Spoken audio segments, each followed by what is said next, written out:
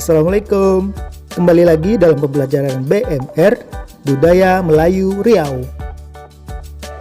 Pembelajaran kelas 10 bab 2 kita bahas tentang fungsi alam dalam budaya Melayu di Riau.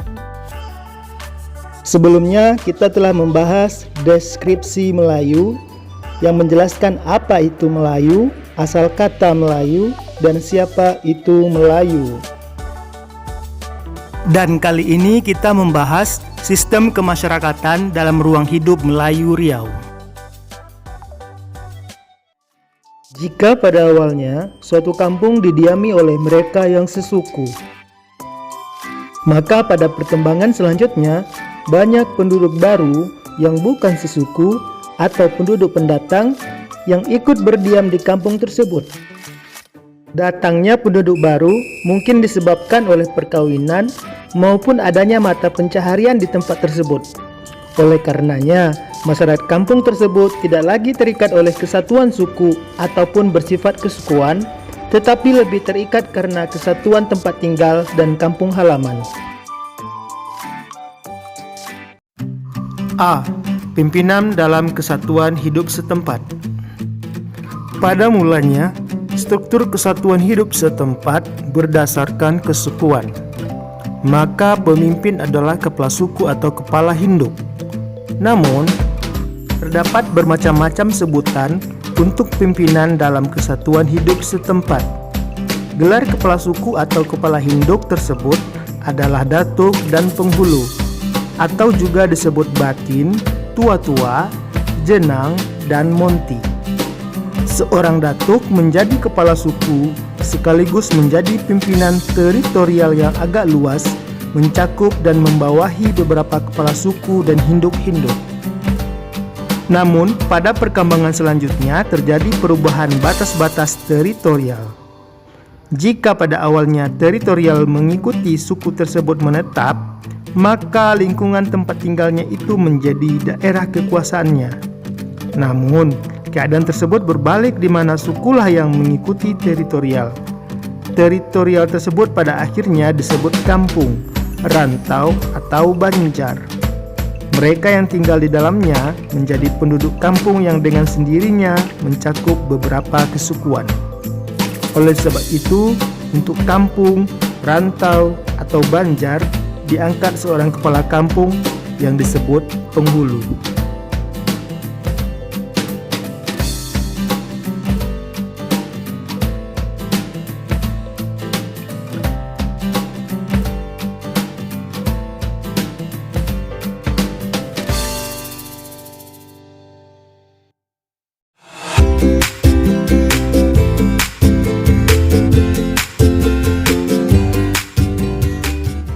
Selain penghulu, di negeri Melayu terdapat pimpinan bidang agama yang disebut dengan imam.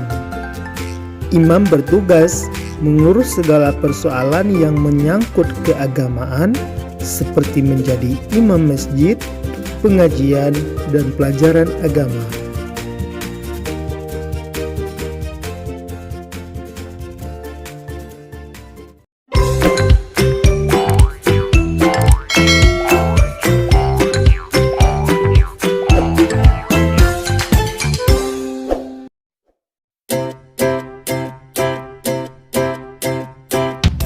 B.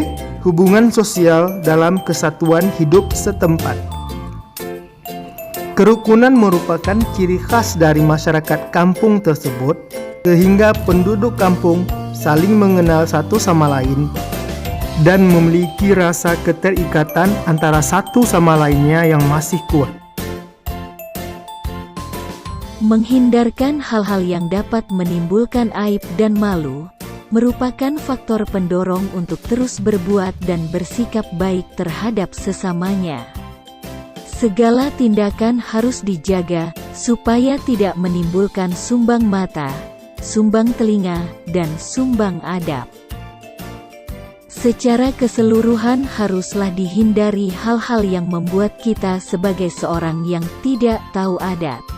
Dalam hal ini, pengaruh kepemimpinan penghulu dan imam merupakan saham yang besar, sehingga pertikaian-pertikaian yang timbul segera dapat didamaikan.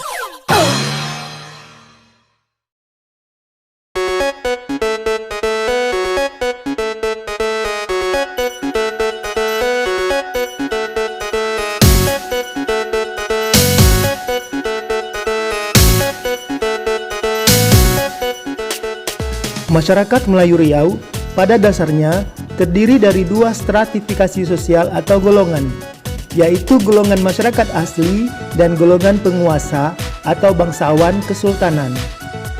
Meskipun demikian, struktur sosial orang Melayu Riau sebenarnya longgar dan terbuka bagi kebudayaan lain, sehingga banyak orang Arab dan Bugis yang menjadi bangsawan.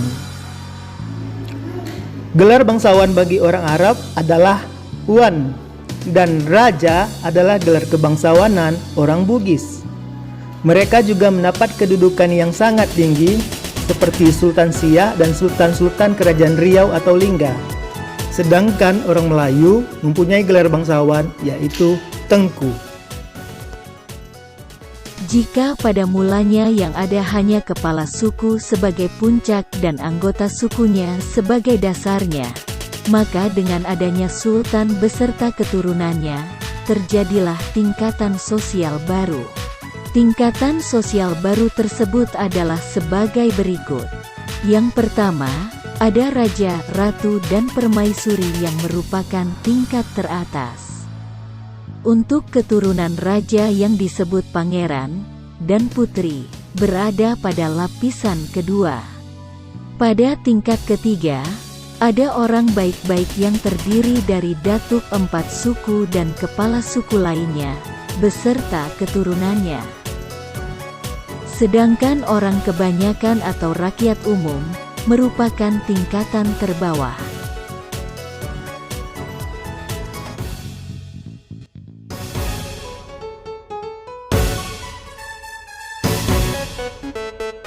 Pada perkembangan kekinian, seiring dengan perubahan ketatanegaraan akhirnya berubah juga stratifikasi sosial ini. Saat ini, ketentuan-ketentuan adat ini sudah tidak mengikat lagi dan pada umumnya sudah disesuaikan dengan alam demokrasi sekarang.